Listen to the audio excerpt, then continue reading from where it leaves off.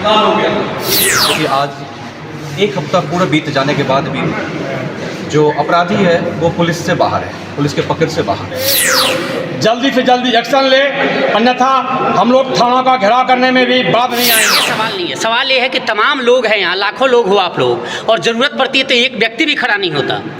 वो सस्ती लोकप्रियता लेने वाले भी कुछ हमारे पूर्वांचल समाज के ठेकेदार हैं। गुरुग्राम के मारुति कुंज इलाके में प्रवासियों के साथ आए दिन आपराधिक वारदातें हो रही है। इन वारदातों को देखते हुए रविवार को एक पंचायत का आयोजन किया गया और इस पंचायत में किस तरह से इन वारदातों से निपटा जाए, उन असामाजिक तत्वों से निपटा जाए, इसको लेकर एक रणनीति भी तैयार की गई। आपको बता दें कि मारुति कुंज, श्याम कुंज समेत तमाम ऐसे प्रवासियों का इलाका है, छोटे छोटे कॉलोनी हैं जहां हजारों की संख्या में प्रवासी लोग रहते हैं। लेकिन आए दिन स्थानीय असामाजिक तत्व जो उन पर कहर बरपाते हैं, उनकी बहन बेटियों के साथ छेड़खानी करते हैं तो कई बार उनकी पिटाई कर देते हैं।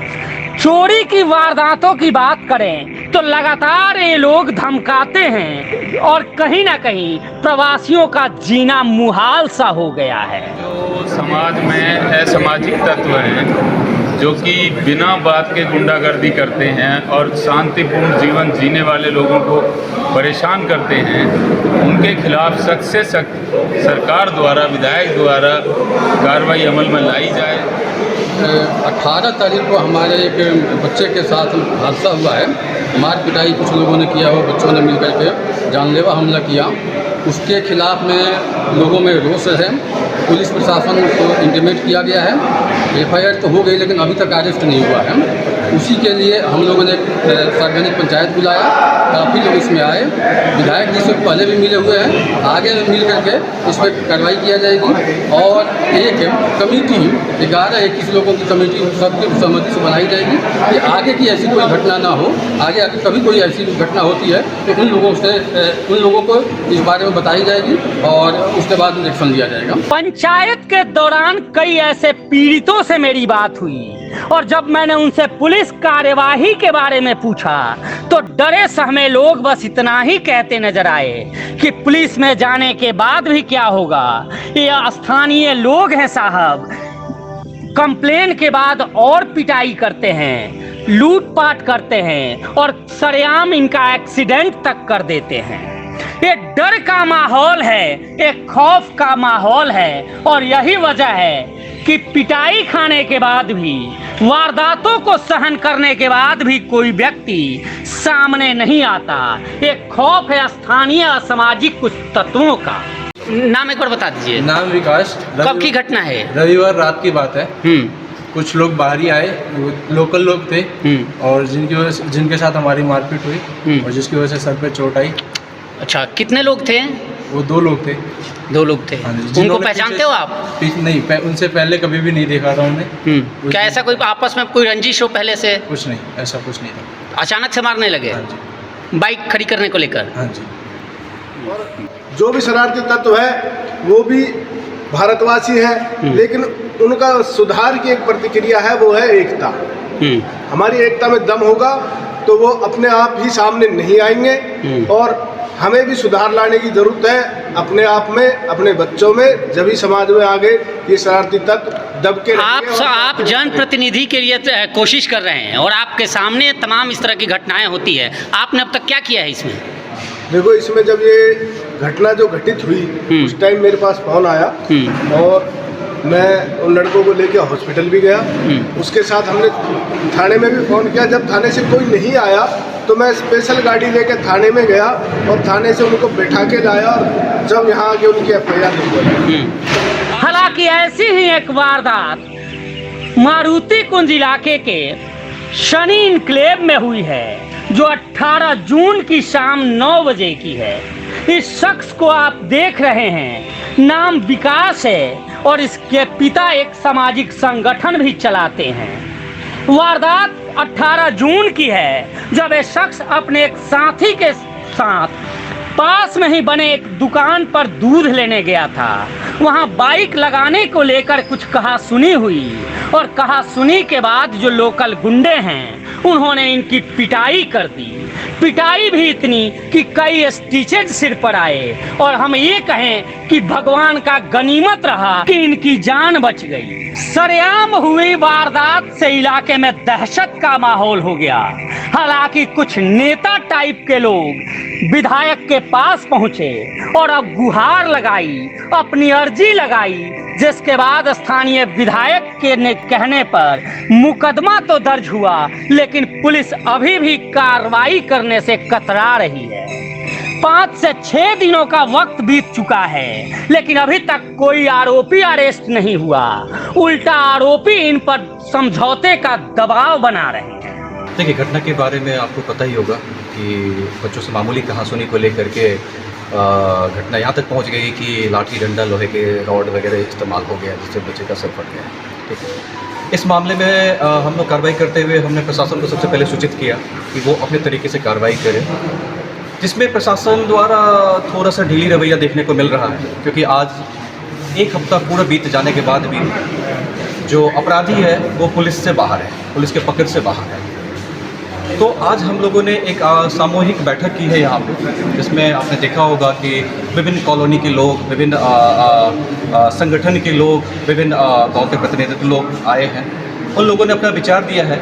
सभी का एक मत से विचार यही हुआ कि हाँ, इसके खिलाफ हमें लड़ाई लड़नी है और ऐसे लोगों को सबक सिखाने के लिए जो भी उचित कदम होगा वो कदम उठाया जाएगा, जिसके लिए इन सभी लोगों को सारे RW के प्रेसिडेंट, सारे सामाजिक संगठन के पूरे गुरुग्राम लेवल तक है, उनके प्रेसिडेंट को इन्वॉल्व किया जाए, सारे गांव के जितने प्रतिनिधित्व लोग हैं उनको इसमें इन्वॉल्व किया जाए और एक कमेटी बना करके और वो लोग एक उचित कदम उठाएं, इसमें उचित निर्णय लें कि अब इसके खिलाफ आगे क्या कार्रवाई करनी है और सुनिश्चित करें कि आगे किसी बच्चा इस केस में कॉम्प्रोमाइज करोगे आप लोग?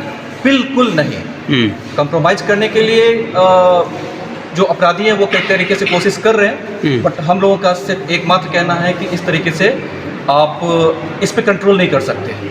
तो कॉम्प्रोमाइज़ की हालत फ़िलहाल तो बिल्कुल नहीं है। अब ये जो कमेटी बनेगी, इन कमेटी का जैसा भी मार्गदर्शन होगा उसके तहत हम लोग जो भी होगा कार्रवाई। इस तरह की घटनाओं से त्रस्त आकर ये लोग स्थानीय कुछ अच्छे लोगों के पास पहुंचे और फिर उनके नेतृत्व में रविवार को एक स्कूल में पंचायत की।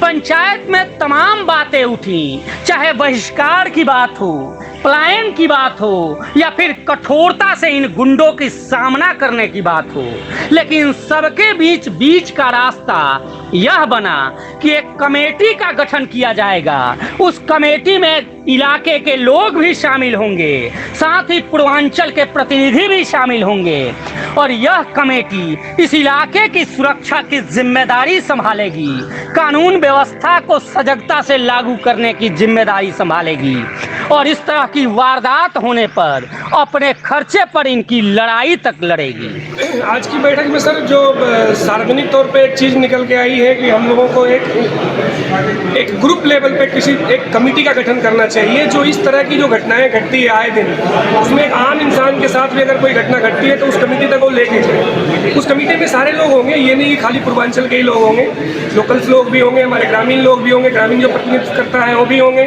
सरपंच भी होंगे और गुड़गांव के जो बड़े बड़े जो समाज के लोग होंगे जो प्रतिनिधित्व करते हैं वो भी होंगे। RW है उसकी एक प्रतिनिधित्व होगी, आसपास के जो गांव है उसके जो प्रबुद्ध लोग हैं उनकी एक कमेटी होगी और उस कमेटी जो तय करेगी हम सब उसको मतलब केवल पूर्वांचल के लोगों की नहीं बल्कि तमाम पूरे सामाजिक कमेटी बनेगी।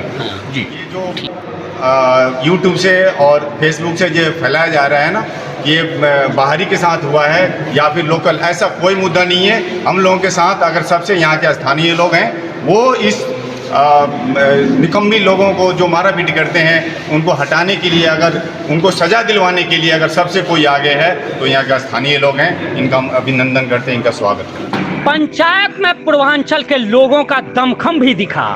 इस इलाके में 500 से ज्यादा की तादाद में लोग इकट्ठा हुए और एक सुर में सुर मिलाकर कहा कि बहुत हो चुका साहब, अब इस तरह की वारदात मंजूर नहीं। और इसी पशोपेश के साथ पंचायत से बाहर निकले और इस पूरे मामले को लेकर लड़ाई लड़ने की बात कही।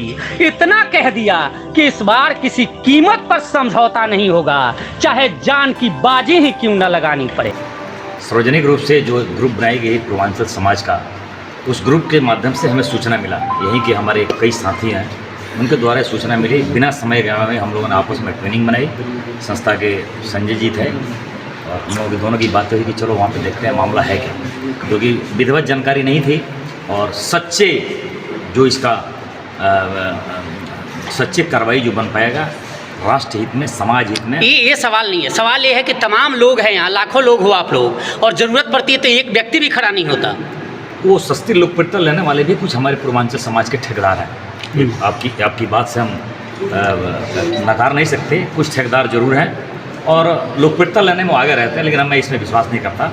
हमारा ऐसा मानना है कि सुख दुख का साथी एक दूसरे का होना चाहिए और हम है भी। जो लोग यहाँ पर हैं उसमें कोई लोकल वर्सेस बाहरी का जो मुद्दा था वो क्लियर हो चुका है। जो साथी जहाँ रहते हैं वो वहीं के लोकल आदमी हैं और बाहरी आदमी जो यहाँ पर रह रहे हैं वो भी लोकल हैं। सभी साथी एक साथ हैं, इसमें कोई लोकल या बाहरी में कोई मतभेद नहीं है, किसी टाइप की कोई भिन्नता नहीं है। सभी साथी जो एक क्राइम हुआ है उस क्राइम की उचित कार्रवाई की जाए, उस पर एकजुटता से आगे एक कमेटी का गठन कर रहे हैं और इसमें बाहर और लोकल वाली कोई भिन्नताएं नहीं है। ये आज बिल्कुल समापन हो गई है, जो पहले थी उसको खत्म हो चुकी है। प्रवासियों पर हमले की यह कोई पहली वारदात नहीं है। गुरुग्राम के कई इलाकों से इस तरह की खबरें आती है, जहां स्थानीय लोग इलाके के दबंग आए दिन इन पर कहर बरपाते हैं, इनके साथ बदसलूकी करते हैं और इनको अभद्र भाषा से संबोधित कर गाली गलौज करते हैं।